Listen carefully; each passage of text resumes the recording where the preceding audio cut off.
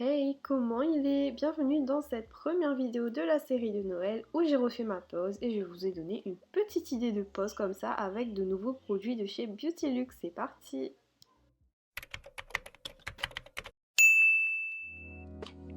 Ma pause est toujours là. Pour ceux qui ne savent pas, j'en avais fait une vidéo YouTube où je vous montre comment j'ai fait mes grosses compos strass. Et assez surprise que mes strass soient presque toujours tous là. Il me manque que un sur le pouce.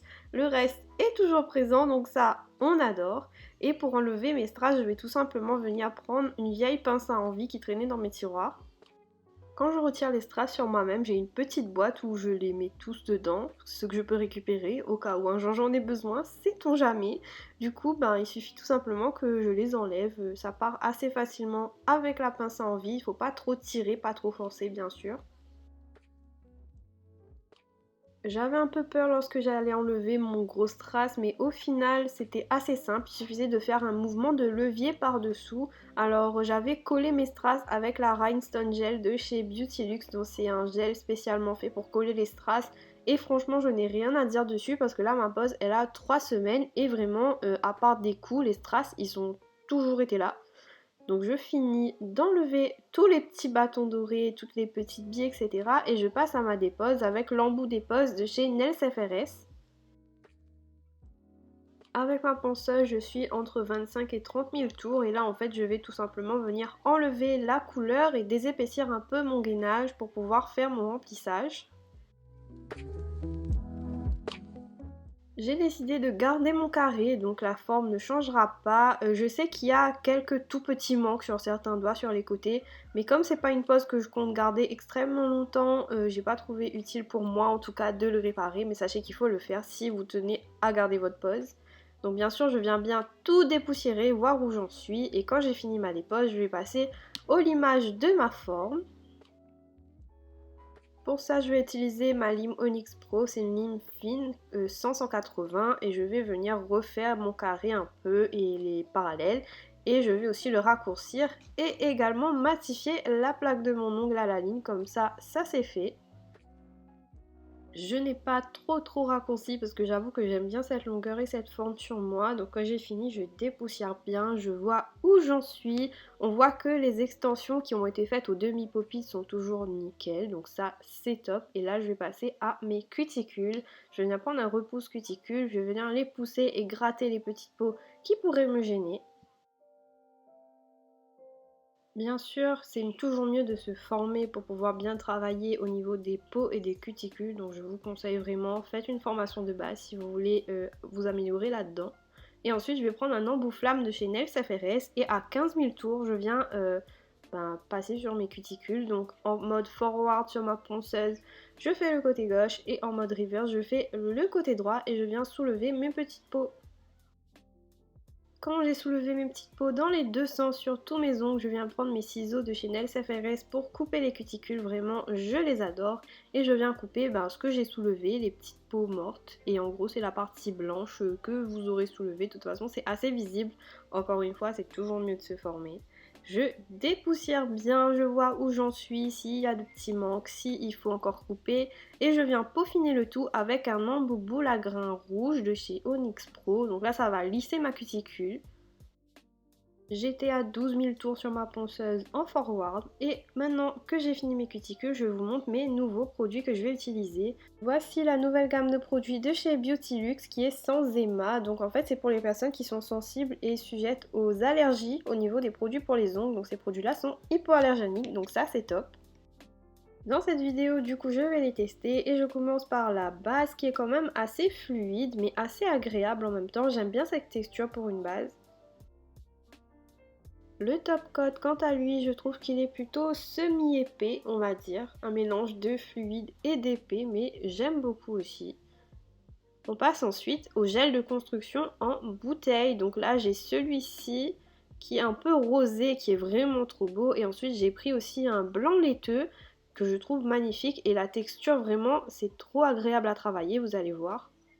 J'ai craqué sur cette jolie plaque de stamping au thème des fêtes pour utiliser les petits flocons. Donc c'est toujours de la marque Beautylux, la référence est écrite sur la plaque. Et j'ai bien sûr pris un gel de stamping blanc avec tout ça. Et je vais utiliser ces deux couleurs de chez Nails FRS.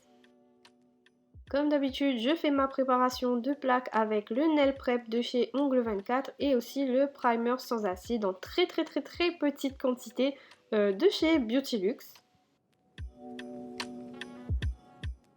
Quand j'ai fini d'appliquer ces petits produits, je viens appliquer ma base de partout, donc j'en applique une très fine couche. Ça sert vraiment à rien d'appliquer une grosse couche de base, c'est ça qui peut provoquer aussi des décollements, donc pensez bien à utiliser ce qu'il y a sur votre pinceau et de ne pas en prélever à chaque fois.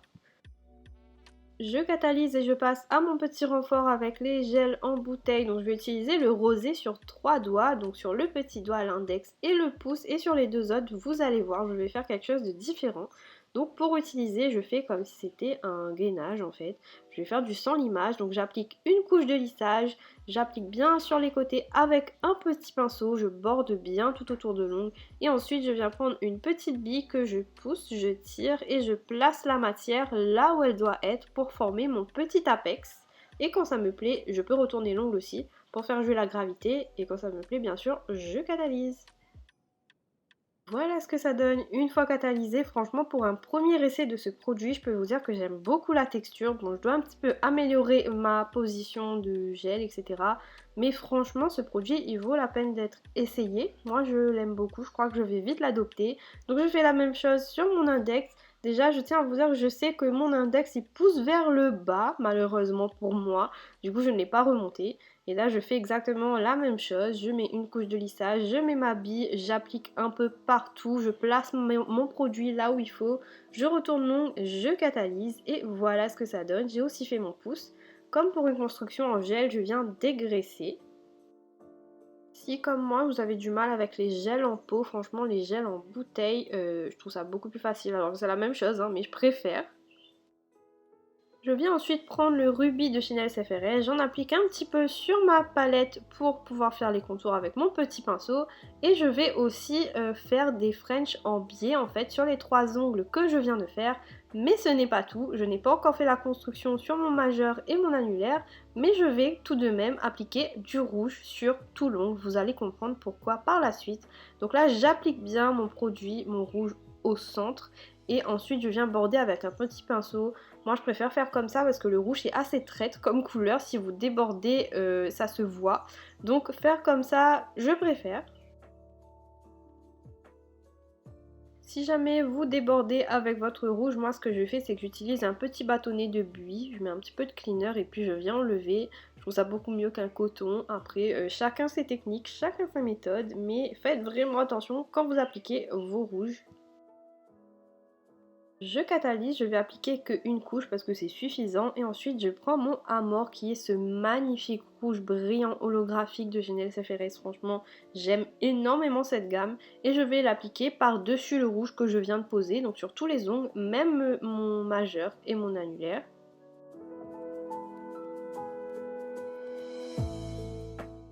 Je borde bien avec mon petit pinceau pour en mettre partout et je catalyse 60 secondes et voilà ce que ça donne pour ma base rouge. Je n'ai toujours pas fait le renfort sur mes 2 doigts mais je vais le faire maintenant par-dessus le rouge et avec le blanc laiteux. En fait c'est une technique que je voyais beaucoup sur les comptes russes, du coup j'ai voulu essayer pour faire un thème Noël, donc voilà ce que j'ai fait. Du coup j'applique une fine couche de partout et ensuite ma bille je vais la concentrer uniquement au centre. Je vais essayer de répartir ma matière sur le milieu et laisser le tour rouge visible. En vrai le blanc laiteux il est pas très opaque, du coup en transparence je vois encore les paillettes qu'il y a par dessous, c'est très subtil mais c'est ça que je voulais. Quand j'ai bien placé mes volumes, je catalyse et voilà ce que ça donne pour ce doigt là. Donc le volume, j'ai essayé de le partager et franchement ça marche quand même pas mal. Donc je fais la même chose sur le deuxième ongle. J'avais un peu peur que ça sorte pas bien mais au final j'aime plutôt bien. Donc là pareil, j'applique une couche de lissage, j'applique un peu moins de matière que l'autre parce que j'ai vu que j'en avais trop appliqué. Je place mes volumes et quand ça me plaît, je catalyse et voilà le résultat. Donc comme quoi vous pouvez faire votre construction par-dessus votre déco, votre couleur et que ça fonctionne tout autant et ça peut donner un très joli effet. Je vais maintenant venir appliquer des petits flocons en stamping, donc je prends ma petite plaque et en fait pour faire du stamping vous aurez besoin d'un tampon comme celui-ci ou un autre type, mais il faut qu'en fait le silicone qu'il y a dessus reste collant. c'est ça qui fait que votre design il va adhérer au tampon et que ce sera beaucoup plus facile à travailler. Et vous aurez aussi besoin d'un petit racloir en plastique comme ça. Donc finalement, j'ai pas utilisé le tampon précédent, j'ai utilisé celui-ci qui est transparent. Comme ça, je vois où est-ce que je place mes dessins sur l'ongle. Et il faut aussi qu'il soit collant, encore une fois. Du coup, je vais aussi prendre mon gel à stamping blanc qui se catalyse, je le précise, et ensuite j'ai besoin d'un petit pinceau plat comme ça pour l'appliquer sur ma palette. Du coup, ce que je fais, c'est que je prends un tout petit peu de matière, je l'applique sur le dessin et je tapote bien pour qu'il y ait de la matière partout dans le dessin, dans tous les petits détails. Je racle avec le petit racloir et je prélève et voilà. Donc ce qu'il y a autour, vous pouvez l'enlever avec un petit coton et du cleaner et ensuite je l'applique sur l'ongle. Vous voyez, c'est hyper simple et hyper rapide. Et comme en fait le design est resté sur le tampon, j'ai pu appliquer sur 2 ongles. Donc c'est top. Je catalyse et je fais la même chose avec un autre flocon. Donc je répète, on applique le gel à stamping bien dans tous les petits trous. On tapote, on racle l'excédent. Et j'applique avec mon tampon ensuite. Et sur un seul tampon, je peux avoir 2 dessins. Donc ça, c'est quand même fou. Et je fais la même chose avec un 3e flocon parce qu'il n'y en a jamais trop. Et n'oubliez pas de catalyser entre les flocons si vous utilisez un gel spécial pour le stamping. Encore une fois, quand ça déborde comme ça de tous les côtés, vous n'hésitez pas à enlever avec un coton et du cleaner. Et votre plaque aussi, vous la nettoyez avec un coton et du cleaner. Et voilà ce que ça donne pour des petits flocons rapides et super beaux.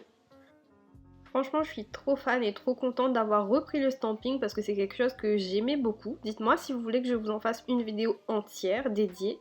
Et je finis bien sûr par appliquer mon top coat de partout et je catalyserai bien 60 secondes. Donc le top coat, il est vraiment super brillant, j'aime beaucoup. Et voilà ce que ça donne, franchement, j'aime beaucoup. J'aurais vraiment pu laisser comme ça, mais vous commencez à me connaître si vous regardez mes vidéos. Chez moi, il y en a toujours plus, donc je viens prendre des petites paillettes de Chanel by K, c'est le Sea Salt, et je vais appliquer en effet sucre. Pour ça, je viens prendre un top coat. Donc là, c'est un autre top coat de chez Beauty Luxe. Je sais pas pourquoi j'ai pas pris le même, mais bref. Je prends mon top coat, j'applique sur une petite palette et en fait, je vais venir faire une ligne opposée à ma diagonale de French. Enfin, vous avez compris, vous voyez dans la vidéo ce que je veux faire. Donc il suffit juste d'appliquer la ligne de top coat et de saupoudrer de paillettes. Vous catalysez, vous enlevez l'excédent et voilà, je vais faire ça sur tous les ongles où il y a la French en biais. Je sais même pas vraiment si je peux appeler ça une French, mais de toute façon, vous voyez dans la vidéo ce que c'est. Quand j'ai catalysé, j'enlève l'excédent et en fait, je vais vous montrer, comme j'ai utilisé un récupérateur de paillettes, et je vais revenir mettre les paillettes dans mon pot. Donc Nail by K, ils sont vraiment généreux, le pot il fait 10 grammes, il est plein à ras-bord. Je trouvais qu'il manquait de paillettes sur mes ongles avec les flocons, du coup je suis venue rajouter 2 mini lignes au bord, en fait vraiment sur les côtés opposés, en haut et en bas, pour faire comme un petit effet givré avec les paillettes. Donc de toute façon vous voyez dans la vidéo comment j'ai fait. J'applique une toute fine ligne en haut et une toute fine ligne en bas. Et je viens saupoudrer mes paillettes par-dessus. Donc évidemment j'ai fait une catastrophe, j'ai renversé des paillettes de partout parce que tout est tombé. Mais j'aime beaucoup le rendu, ça fait vraiment ce côté glacé, givré. Je catalyse et voilà, vraiment c'est très subtil, très discret mais j'aime beaucoup. Et je trouvais qu'il manquait encore un truc, alors je suis venue rajouter des tout petits strass avec la Rhinestone Gel de chez Beauty Luxe. Je les ai rajoutés au milieu des flocons, tout simplement. J'ai pris un dotting tool, j'ai mis les petits points de gel et j'ai collé mes strass. Donc vraiment tout simple, mais ça fait la différence. Je préfère avec les strass. Je catalyse et ma pose est maintenant terminée, vraiment tout droit sorti de mon esprit. Je sais pas comment j'ai créé cette pose, mais je me suis assise et je me suis dit allez, on fait comme ça avec les nouveaux produits. J'espère que ça vous plaît. En tout cas moi j'ai beaucoup aimé le stamping, c'est quelque chose que je faisais beaucoup avant, j'ai arrêté et là maintenant que j'ai trouvé un bon produit, et je crois que je vais acheter toutes les couleurs et reprendre ça. Donc j'espère vraiment que cette vidéo vous a plu et que ça vous a donné une petite inspiration pour une pause de Noël. En tout cas, n'hésitez pas à vous abonner et à me dire en commentaire ce que vous en avez pensé. Ne vous inquiétez pas, il y a d'autres vidéos sur le thème de Noël qui arrivent. Peut-être une autre où je refais mes ongles, je ne sais pas encore. Dans tous les cas, on se dit à la prochaine et portez-vous bien. Bisous, bye!